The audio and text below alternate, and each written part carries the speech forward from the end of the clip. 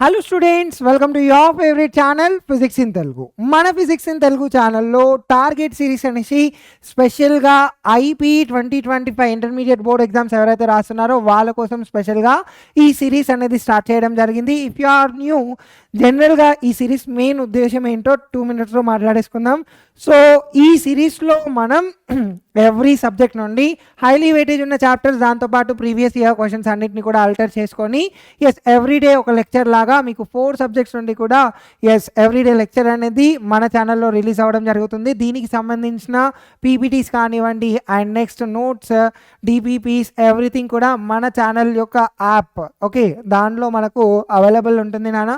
So app వచ్చేసి డిస్క్రిప్షన్లో link పెట్టాను. So if you are new, download the app and study.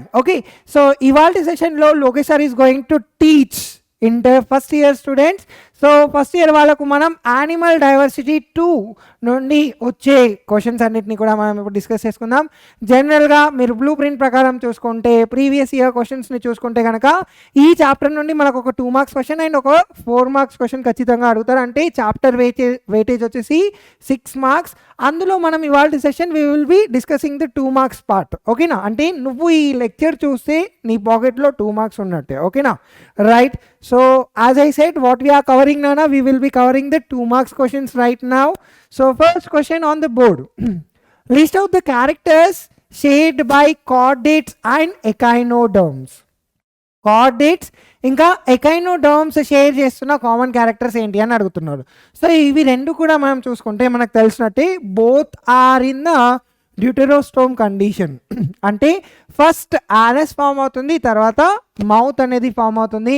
And ఇందులో ఏ kind of coelom ఉంటుంది అంటే ఎంటీరోసీలోమ్ ఉంటుంది. Yes. And next if you see here, వీటిలో radial and indeterminate cleavage అనేది ఉంటుందంట.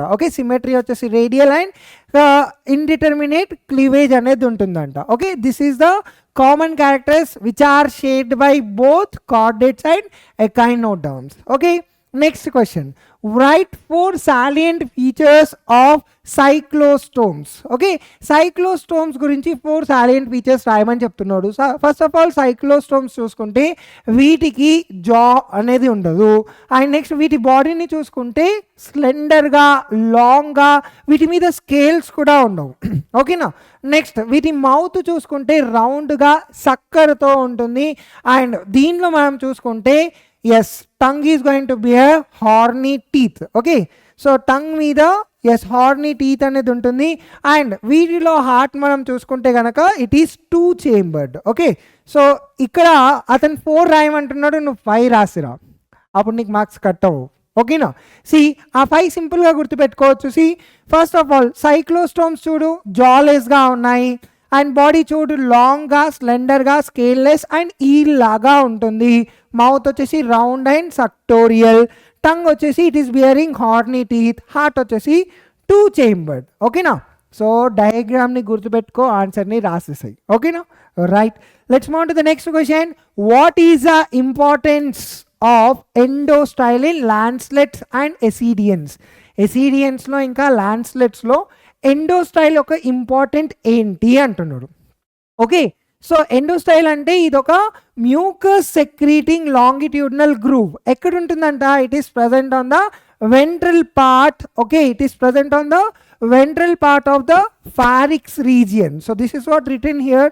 నెక్స్ట్ ఇక్కడ చూసుకుంటే what is the work of this అంటే it is helping in food collection. ఏం చేస్తుంది ఇక్కడ? ఇంపార్టెన్స్ ఏంటిది? Food collection. It is forerunner of water thyroid glands of vertebrates. అయిపోయిందా? Right. Let's move to the next question. Name the type of caudal fin and scales that are present in a shark and కట్లా respectively. అంటే షార్క్కి ఇంకా కట్లాలో ఉండే type ఏ విధంగా ఉంటుంది caudal fin అని అడుగుతున్నాడు. caudal fin అంటే ఏంటిది? ద లాస్ట్ పార్ట్ ఏదైతే టెయిల్ పార్ట్ ఉంటుందో, సో దీన్ని మనం caudal fin అంటున్నాం. హియర్ ఇన్ షార్క్లో caudal fin చూసుకుంటే ఏ విధంగా ఉంటుందంట? Heterocercal and scales are placoid లాంటి స్కేల్స్ అనేవి కనబడుతున్నాయంట. హియర్ సో ఎలా ఉంటుందంట? ఈ విధంగా ఉంటుందంట. సో దీన్ని మనం హెటీరో సెరోల్ అంటున్నాం. అదే కట్లా ఫిష్లో చూసుకుంటే ఎలా ఉంటుందంట? కాడల్ ఫిల్ వచ్చేసి హోమో సర్కిల్గా ఉంటుంది. ఓకే, షార్క్లో హెటీరో సర్కిల్ అండ్ నార్మల్గా కట్లాలో వచ్చేసి ఏ విధంగా ఉంటుందంట, హోమో సర్కిల్గా ఉంటుంది. You can look in the diagram నాన్న, డయాగ్రామ్లో చూడండి. సో ఇందులో ఎలా ఉంటుంది, సింపుల్గా ఎస్ ఇట్ ఈస్ హోమో సర్కిల్గా ఉంటుంది. Okay right, so this is Hetero circle and this is homo circle. ఓకేనా రైట్. సో నెక్స్ట్ క్వశ్చన్ చూడండి ఇక్కడ. What is the importance of air bladder in fishes? Air bladder ఒక importance ఏంటి? It is helping in what, buoyancy. Okay, అంటే float swim చేయకుండా కూడా float అవ్వడానికి help చేస్తుందంట. సో బోనీ ఫిషెస్లో మనకు air bladder, okay, air bladder acts as a hydrostatic organ. అంటే it is helping the organism to stay in water, అంటే float అవుతూ ఉండడానికి హెల్ప్ చేస్తుందంట. ఓకేనా, so that fishes float easily at desired levels. It helps in vertical movement. Okay, వర్టికల్గా move అవ్వడానికి help చేస్తుందంట ఫిషెస్లో. In some fishes it helps in respiration also. ఓకేనా, సో గుర్తుపెట్టుకోండి, ఎయిర్ బ్లాడర్ పని ఏంటిది అంటే సింపుల్గా it is helping in water to float the organism easily at its desire. ఓకేనా, వర్టికల్గా మూవ్ అవ్వడానికి కూడా హెల్ప్ చేస్తుందంట. Right, next, how do you justify the statement heart in fishes is branchial heart? Okay, fishes లోపల ఉన్న heart bronchial అని ఏ విధంగా చెప్తున్నావు అంటున్నారు. మీ అందరికీ తెలుసు. Okay, heart of fish, okay, ఎన్ని చేంబర్స్ తోటి ఉంటున్నాయి నాన్న? It is double chamber, 2 chambers ఉంటున్నాయి అందులో. Okay, so it is pumping blood directly to gills. So it is called as what, bronchial heart అంటున్నాం. ఎందుకంటే ఇది ఏం చేస్తుంది, బ్లడ్ని డైరెక్ట్గా గిల్స్కి పంపిస్తుంది. ఎస్, గిల్స్ తోటి రెస్పిరేషన్ అంటే బ్రాంకియల్ రెస్పిరేషన్. నా హార్ట్ ఏ విధంగా ఉంది ఇక్కడ, బ్రాంకియల్ హార్ట్గానే ఉంది. అర్థమైందా? Right, let's move to the next question. What are claspers? Claspers అంటే ఏంటి? అలానే ఏ గ్రూప్ ఆఫ్ ఫిషెస్ లోపల మనకు క్లాస్పర్స్ ఉంటున్నాయని అని అడుగుతున్నాడు. క్లాస్పర్స్ అనేది జనరల్గా చూసుకుంటే ఇది ఎస్ మేల్ రీప్రొడక్టివ్ ఆర్గన్ అని చెప్పొచ్చు సింపుల్గా. Copulatory organ formed near pelvic fins of male shark. Okay, ఏ గ్రూప్ ఆఫ్ ఫిషెస్లో ఉంటున్నాయి నాన్న? కార్టిలేజినస్ ఫిషెస్లో ఉంటున్నాయి. ఎగ్జాంపుల్ చూడండి, shark. Okay, is it clear? Right, next question. How does the heart of an amphibian differs from that of a reptile? Reptile ki amphibians ki మధ్యలోన difference ఏంటి అని అడుగుతున్నాడు. ఓకే, సో amphibians మనకు తెలుసునా ఇక్కడ 3 చేంబర్డ్ హార్ట్ ఉంటుంది. అంటే మనకి ఇక్కడ ఎస్ హార్ట్ 3 చేంబర్డ్గా ఉంటుంది. అంటే మనకు 2 ఆరికల్స్ ఉంటాయి అండ్ ఒకే వెంట్రికల్ ఉంటుంది. Only 1 ventricle is present here with what, sinus venosus and conus arteriosus. కానీ రెప్టైల్స్లో చూసుకుంటే 4 ఇన్కంప్లీట్ చేంబర్స్ ఉంటున్నాయి. అంటే 2 ఆరికల్స్ ఉంటున్నాయి అండ్ ఒకటి పార్ట్లీ డివైడెడ్ వెంట్రికల్. అంటే వెంట్రికల్ అనేది కంప్లీట్గా డివైడెడ్ ఉండదు ఇక్కడ. ఓకేనా, పార్ట్లీ డివైడెడ్ వెంట్రికల్స్ ఉంటున్నాయి. ఎస్, సో ఇక్కడ మనం చూసుకుంటే సైనస్ వెనోసస్ ఉంటుంది కానీ కోనస్ ఆర్టెరియోసస్ అనేది ఉండదు. ఎందులో? రెప్టైల్స్లో. అర్థమవుతుందా? సో ఆంఫీబియన్స్లో హార్ట్ వచ్చేసి it is yes 3 chambered, but రెప్టైల్స్లో ఇన్కంప్లీట్ 4 చేంబర్స్ అనొచ్చు. ఓకేనా, సో ఇన్కంప్లీట్ 4 చేంబర్స్. అండ్ ఇందులో మనం చూసుకుంటే మనకు సైనస్ వెనోసస్ ఉంటుంది అండ్ ఆల్సో కోనస్ ఆర్టెరియోసస్. కానీ రెప్టైల్స్లో సైనస్ వెనోసస్ ఉంటుంది కానీ ఏం ఉండట్లేదంట, ఎస్ కోనస్ ఆర్టెరియోసస్ అనేది ఉండట్లేదంట. ఓకేనా, బట్ క్రొకోడైల్స్ నుంచి చూసుకుంటే క్రొకోడైల్ ఇందులోపల హార్ట్ అనేది ఎస్ 4 చేంబర్స్ తోటి డివైడ్ అయి ఉంటుంది పర్ఫెక్ట్గా. ఓకే, ఎక్సెప్ట్ క్రొకోడైల్స్ అనాలి అక్కడ. అర్థమవుతుందా concept? Right. How do you distinguish in a male frog from a female frog? 2 కప్పలు ఉన్నాయి, ఒకటి మేల్ ఒకటి ఫీమేల్ అని ఎలా ఫైండ్ అవుట్ చేస్తావు నువ్వు? ఓకేనా, జనరల్గా సెకండరీ సెక్షువల్ క్యారెక్టర్స్ని చూసుకోవాలి. ఓకే, వోకల్ సాక్స్, కాపులేటరీ ప్యాడ్స్ ఇవి 2 కూడా మేల్ ఫ్రాగ్స్లో ఉంటాయి. ఫీమేల్ ఫ్రాగ్స్లో ఇవి ఉండవు. అందుకే చూడండి వర్షం పడ్డప్పుడు మేల్ ఫ్రాగ్స్ గట్టిగా అరుస్తూ ఉంటాయి. అంటే సో మేల్ ఫ్రాగ్ ఫీమేల్ ఫ్రాగ్కి ఇన్వైట్ చేస్తుంది. It is not talking to you there. ఓకేనా, అది ఎంత గట్టిగా అరిస్తే అలా అట్రాక్ట్ చేస్తుంది అన్నమాట ఫీమేల్ ఫ్రాగ్కి. ఓకేనా, కాపులేటరీ ప్యాడ్కి కూడా ఎవరి దగ్గర ఉంటుందంట, మేల్ ఫ్రాగ్లో ఉంటుంది. సో ఈ రెండింటిని బేస్ చేసుకొని అది మగ కప్పన ఆడకప్పన అనేది ఫైండ్ అవుట్ చేయాలి. ఓకేనా, right. Next, distinguish between milt and spawn. Milt అంటే ఏంటి, స్పాన్ అంటే ఏంటి అని అడుగుతున్నాడు. జనరల్గా స్పాన్ చూసుకుంటే it is the mass of eggs which are released by female frogs. Okay, spawn అంటే ఎగ్స్ యొక్క మాస్ ఎవరు రిలీజ్ చేస్తున్నారంట, ఫీమేల్ ఫ్రాగ్. అయితే మిల్ట్ అంటే ఏంటిది, it is a mass of sperms which are released by male frogs. ఓకేనా, male frog స్పర్మ్స్ని release చేస్తుంది, ఫీమేల్ ఫ్రాగ్స్ ఎగ్స్ని రిలీజ్ చేస్తుంది. So the mass of eggs which are released by female frog, ఆ mass of ఎగ్స్ని మనం ఏమంటున్నాం నాన్న, స్పాన్ అంటున్నాం. అలానే మేల్ ఫ్రాగ్ స్పర్మ్స్ని రిలీజ్ చేస్తుంది కదా, మాస్ ఆఫ్ స్పర్మ్ని మనం ఏమని పిలుస్తున్నామంట, మిల్ట్ అంటున్నామంట. Okay, right. Next, name two poisonous and non poisonous snakes found in south India.